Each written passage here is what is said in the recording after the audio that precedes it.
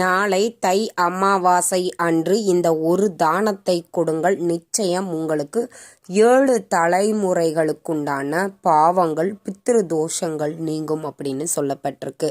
அப்படி என்ன தானத்தை நாம் கொடுக்க வேண்டும் அப்படின்னு பார்த்தீங்கன்னா, ஊனமுற்றவர்களுக்கு கம்பளி, பெட்ஷீட் இதை நீங்கள் தானமாக கொடுக்க வேண்டும். உடல் ஊனமுற்றவர்களை தேடி உங்கள் வீட்டிற்கு அருகில் யாரேனும் இருப்பின் அவங்களுக்கு நீங்கள் இந்த கம்பளிகளை கொடுக்க வேண்டும். அப்படி யாருமே இல்லை அப்படின்னா, கோவில் வாசலில் சன்னியாசியாக உட்கார்ந்துருப்பாங்க இல்லைங்களா, அவங்களுக்கு நீங்கள் இந்த பெட்ஷீட்டு, கம்பளி, குடை இது மாதிரியான தானங்களை நீங்கள் செய்ய வேண்டும். இதை செய்யும் பொழுது முற்பிறவியில் செய்த பித்ரு கர்ம வினைகள் நீங்கும் அப்படின்னு சொல்லப்பட்டிருக்கு. கட்டாயம் இந்த தை மாத அமாவாசை அன்று இந்த கம்பளிகளை ஊனமுற்றவர்களுக்கு நம்ம தானமாக கொடுக்கும் பொழுது கண்டிப்பாக நம்மளுக்கு